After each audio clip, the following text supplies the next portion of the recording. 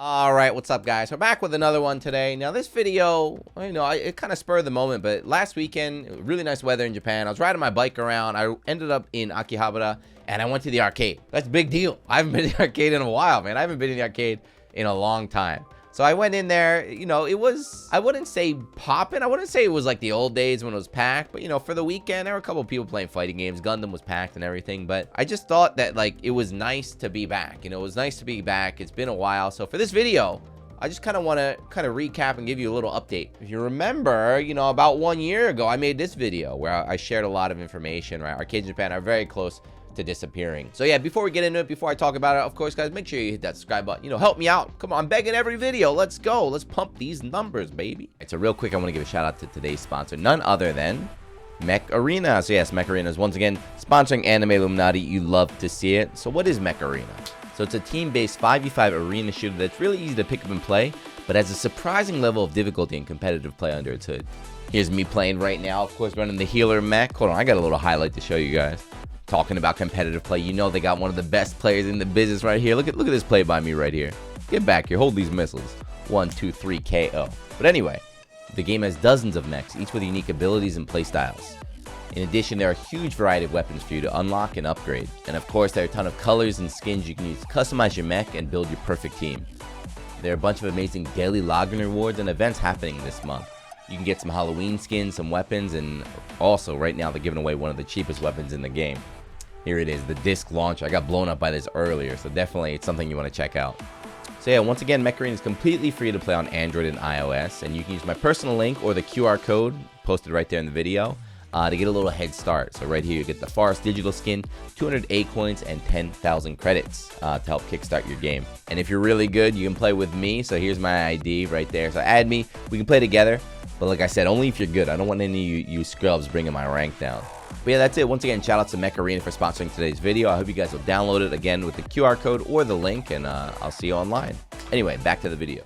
But yeah, like I was saying, so last year, of course, we had the pandemic, Corona, and everything. So in Japan, from February is when it started, and I think from April, that was when things got really bad. So in April 2020, that's when the first Japan shutdown began, and of course arcades got hit. So if you didn't watch the video, let me just share a couple updates for it. This was Akihabara. This was crazy. I remember when I was riding my bike around back in the day last year, and it was just like the streets are empty, all the arcades are closed, no crowds and everything. It was so weird to see, right? It's so weird to see if you're used to Akihabara. I'm sure if you're watching, you might have been there once or twice. And then after that, this is all the whose fort is that, by the way, in the background? That's a nice ass hairline. But anyway, these are just like different tweets and everything from arcade owners and everything announcing that they were closed, right? This was the first shutdown. You see April 8th to May 6th there. So yeah, during this time, we weren't sure what was gonna happen. A lot of the arcade owners like Matsuda-san and the dudes over Mikado were like, we're gonna go under. That was 1 month into it. They're like, we're gonna go under.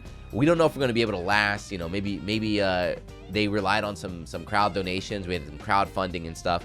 Some of them pivoted too. I know Matsuda-san started doing a lot of other work with behind the scenes production stuff.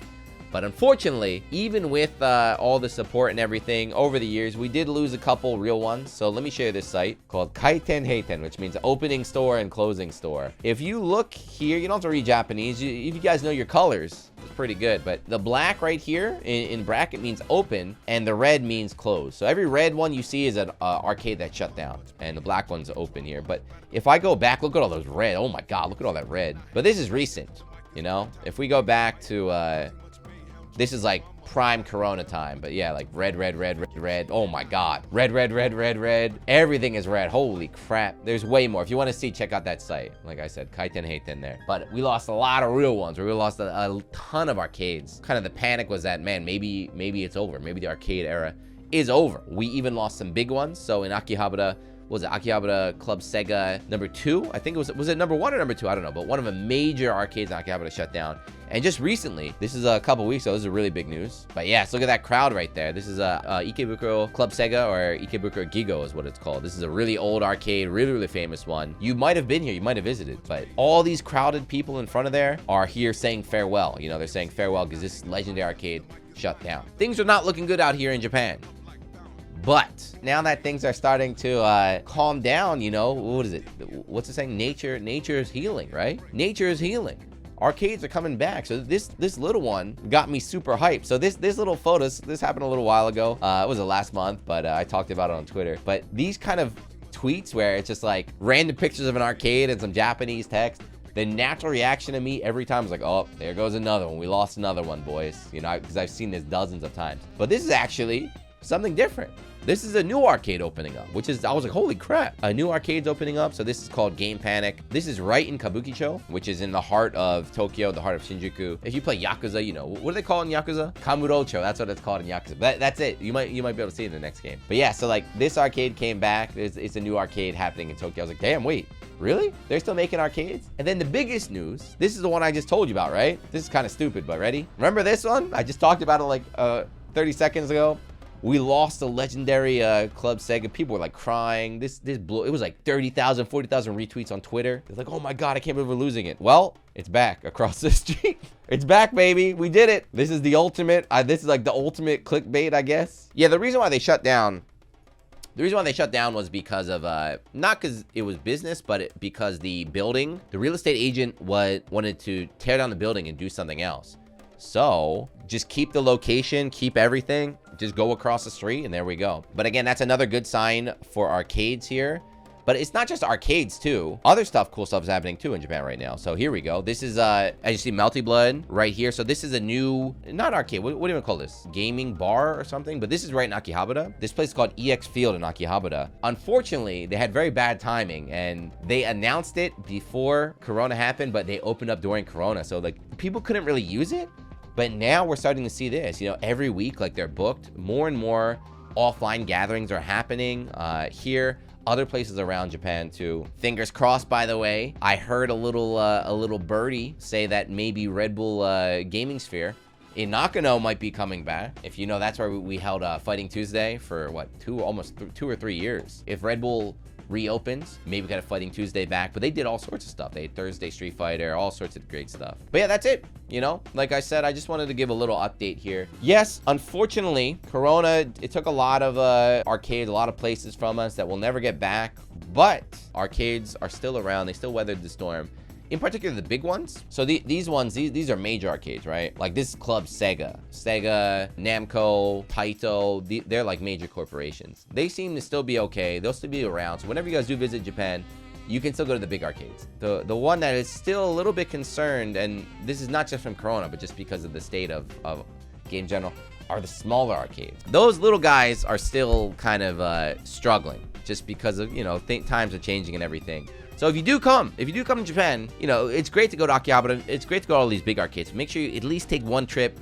Support a small arcade, dude. Go check one of them out. Or you can even do something like this, right? This is not arcade, but you see Game Newton, that's the name of the arcade up there. Street Fighter, it's not 10v10, but they're doing a first 10 exhibitions, inviting a lot of old heads. But this is something that the older arcades, the small arcades are kind of pivoting to. You know, instead of just being an arcade, they're also now turning into like production, event stuff like this.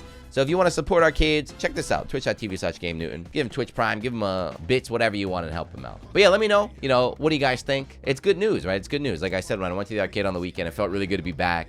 It felt really good to see everybody there, you know, having fun, playing games. It felt really good to have no smoke, by the way. You can't smoke in arcades anymore. The big ones, at least. The little ones, they might be kind of breaking the rules and letting you smoke, but it was nice not to have to deal with that. Let me know, is it good news? You guys happy? Do you plan on coming to Japan? If travel opens up next year in 2022, are you going to come here? Where do you want to go? What legendary arcades do you want to visit? Make sure you visit them before it's too late. That's all I got to say. But yeah, like always, leave a comment. Let me know how you're feeling. Share the love. Fighting games are still around for a little bit longer, and I'll see you in the next one. Peace.